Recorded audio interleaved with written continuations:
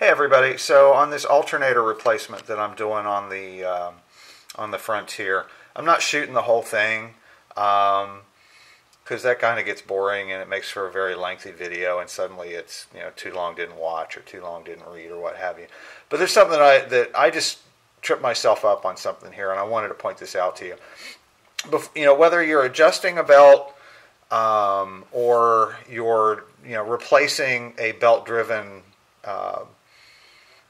piece of equipment on your engine, in addition to playing with the adjustment bolt, and this is the adjustment bolt for my alternator. Here's the pulley. I've got the belt off.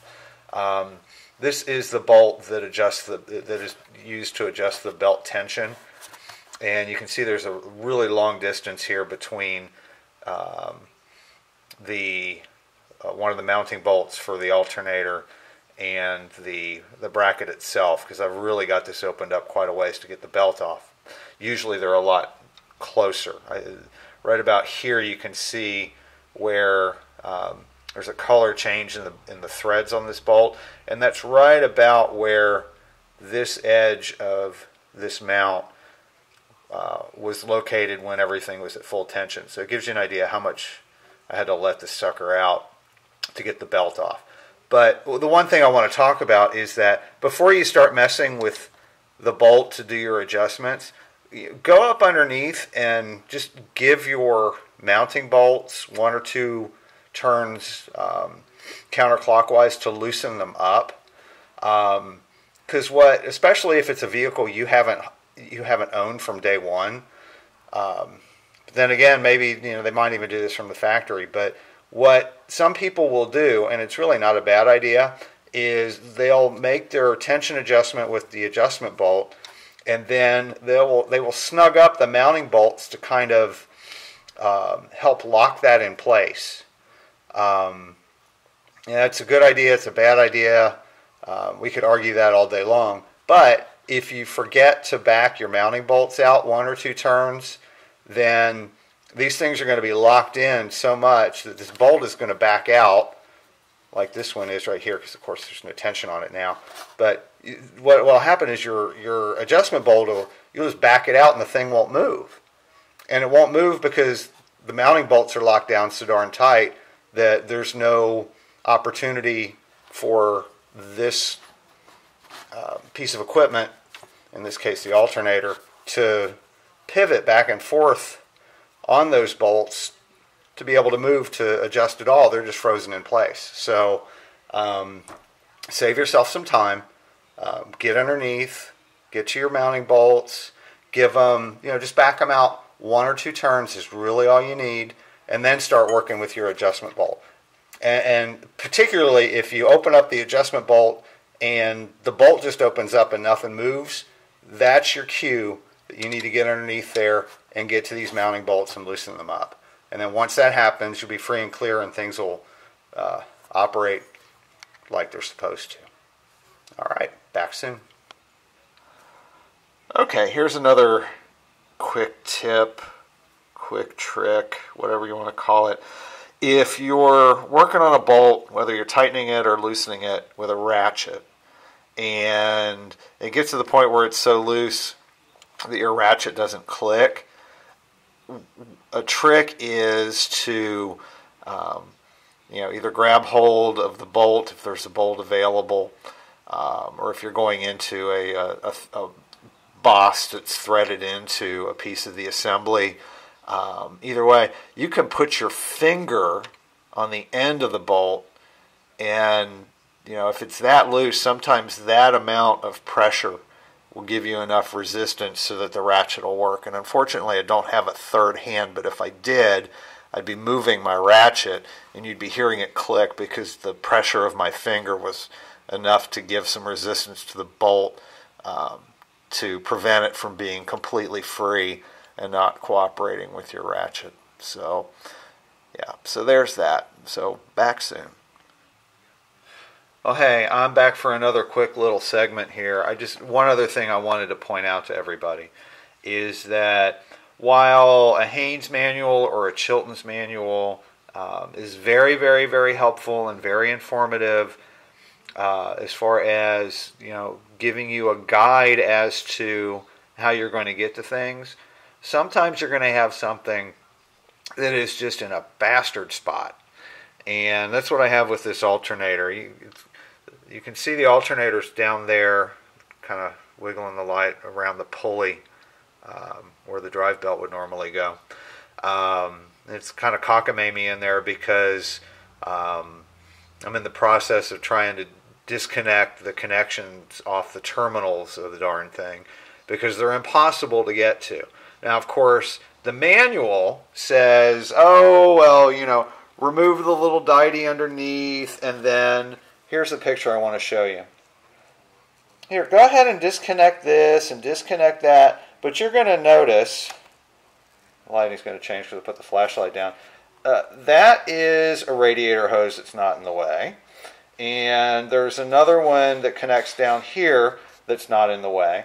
So, when they shoot pictures for these manuals, and sometimes when they do the verbiage in the step-by-step, they're taking the car, the vehicle that the book is relative to, and they're just ripping it down from head to toe. And so it's like, while we have all this other stuff out of the way, let's go ahead and do the alternator. So I'm going to point out to you just a couple of the hoses that are in my way that are in this shot. So the one in particular is this. There's a lower radiator hose right here. Comes off of here and then it goes down towards the bottom of the radiator, towards the bottom tank in the radiator. Okay? So what is not here and in the way and making it so easy to get to these connectors, well, what you're not seeing here, and you're also going to see the upper radiator hose, which comes in back here, is, as we move around, I'm going to adjust the light. So in that picture, this upper radiator hose, this lower radiator hose, they're not in the way conveniently. So I'm having to really just kind of fumble my way through getting all the stuff disconnected off of this bad boy. So, I keep singing the praises of these manuals, and they really are good because they tell you where things are and they give you ideas and suggestions as to the best way to get to something. But, once in a while you come across a situation like this hot mess where this doesn't match reality. So, I'm throwing this in because, I keep talking about Haynes manuals and Chilton's manuals and how great they are, and they are fantastic. They are absolutely fantastic, but sometimes they're not real world. Unless you want to drain your radiator and disconnect your radiator hoses, and then by all means have at it. But, it doesn't suggest that. In the, step one is disconnect the cable from the battery, raise the vehicle, disconnect the electric connectors off the back of the alternator. Well, I'm doing that step now after I've pulled the mounting bolts and pulled the belt off, because until I was able to get the thing free and able to manipulate it around to a certain extent, I wasn't able to get to these connectors. So that's it.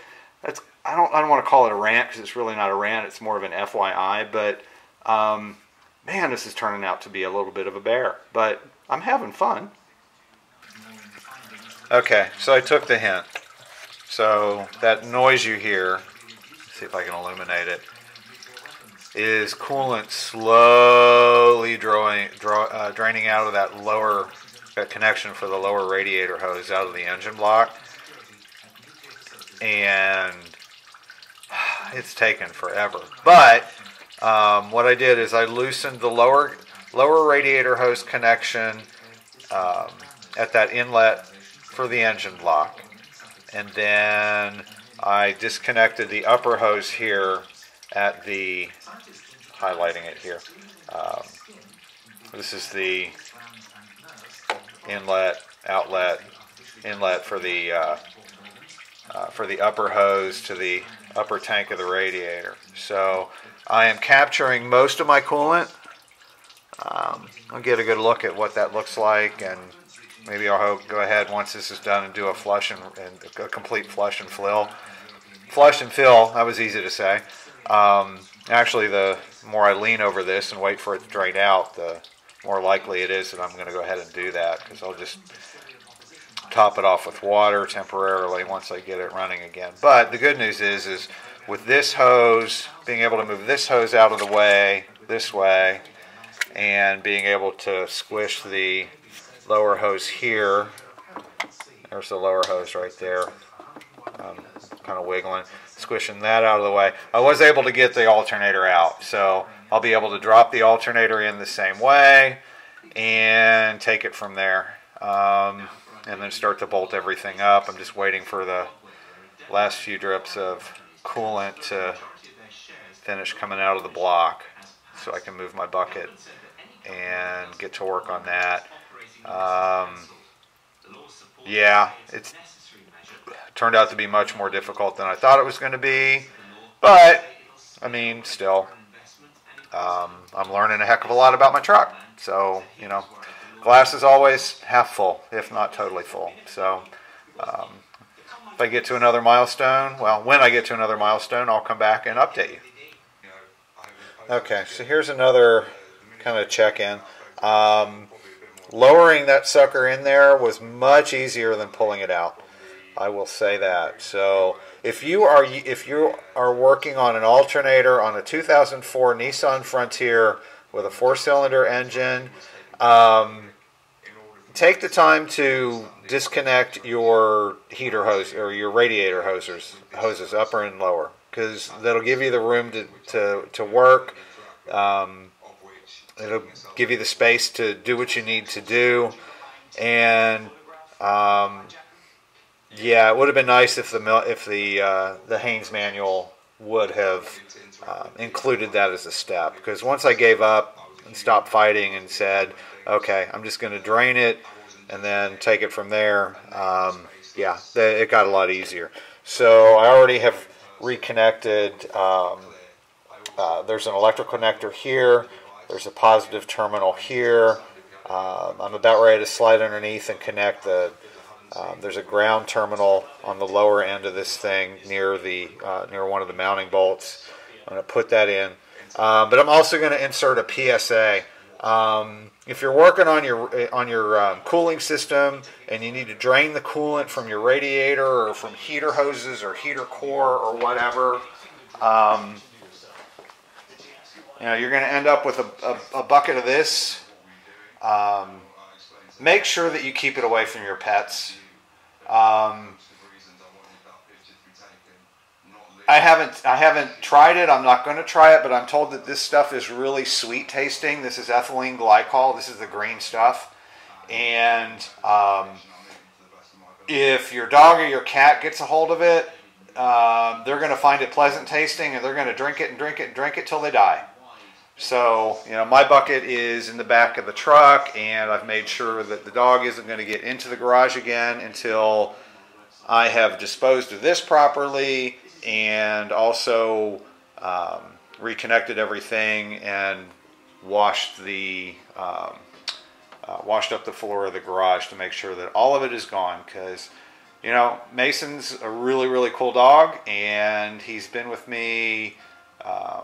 On April 25th, he'll hit his approximate 11th birthday, and I'm hoping to have him for many years after that. So one way to make sure that happens for my pet and yours, keep this stuff out of reach of your pets.